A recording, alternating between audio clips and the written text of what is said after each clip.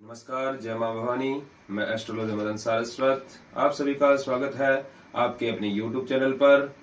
और आज सबसे पहले मैं आप सभी को शरद पूर्णिमा की हार्दिक शुभकामनाएं देना चाहता हूं। और आज चर्चा करेंगे शरद पूर्णिमा के विषय पर। शरद पूर्णिमा 9 अक्टूबर 2022 रविवार को आ रही है।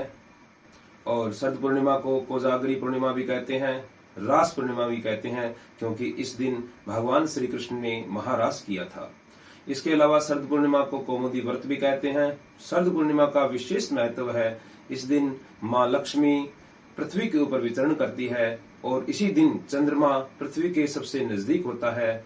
चंद्रमा इस दिन अपनी 16 कलाओं से परिपूर्ण होता है और अमृत की वर्षा करता है। अपनी रश्मि बूंदों के द्वारा अमृत की वर्षा करता है। इस दिन एक विशेष महत्व है कि आप शरद पूर्णिमा के दिन रात्रि काल के समय आप खीर का भोग बनाइए और चंद्रमा की चांदनी के अंदर उस खीर को रखना चाहिए, अलग अलग पात्रों में रख के, ताकि जितनी रश्मियां खीर के अंदर पड़ेगी उतनी ही खीर अमृत से भरपूर बनेगी।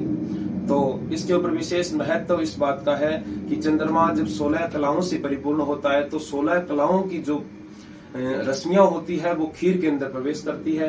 तो वो खीर इतनी पवित्र बनती है, इतनी शुद्ध बनती है कि वो भगवान को भोग लगाने के लिए विशेष होती है। और उस खीर का जो पान करता है वह सभी रोगों को शमन करके पूरे वर्ष भर संतुष्ट और पुष्ट रहता है। चंद्रोदय इस दिन हो रहा है 6:04 पर। 9 अक्टूबर 2022 को चंद्रोदय 6:04 पर हो रहा है। और कौमुदी व्रत की एक कथा आती है, वो कथा मैं आपको बताता हूँ, सूक्ष्म कथा बता देता हूँ। कथा है कि एक सेठ जी थे, उनके 2 पुत्रियां थी। एक पुत्री पूर्ण व्रत करती थी, एक पुत्री अधूरा व्रत करती थी। तो उस व्रत को करने की वजह से जो छोटी पुत्री थी, जो अधूरा व्रत करती थी, उसको संतान होती थी, होते ही संतान समाप्त हो जाती थी। तो किसी पंडितों से, विद्वान आचार्यों से विचार विमर्श हुआ तो पता चला कि जो कौमुदी व्रत आप करते हैं, उस व्रत के करने से, जो अधूरा व्रत करने से आपको दोष लगा है, उस दोष की वजह से ये होता है। तो उन्होंने पूरा व्रत किया, उसके द्वारा संतान हुई, पर वो संतान कुछ समय बाद समाप्त हो चुकी थी।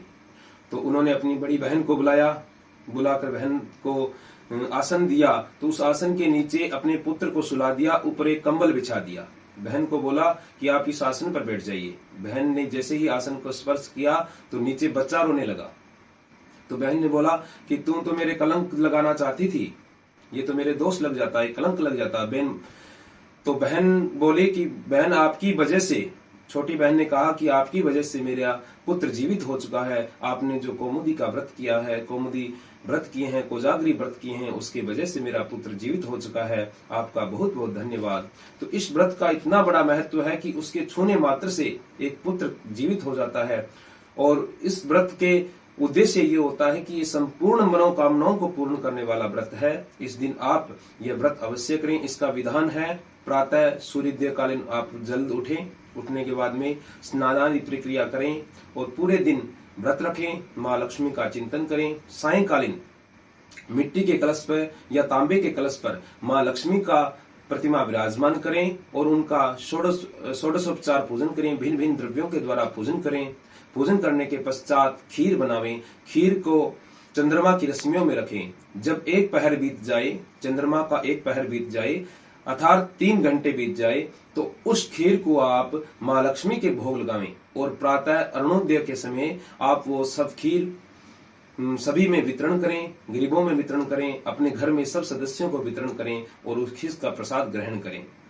यह है मेरी जानकारी। आप सभी को कैसी लगी? अगर आपको अच्छी लगी हो तो इस चैनल को सब्सक्राइब करें, वीडियो को ज्यादा से ज्यादा शेयर करें, बेल आइकन दबाना न भूलें। जय मां भवानी, जय श्री राम, जय मां लक्ष्मी।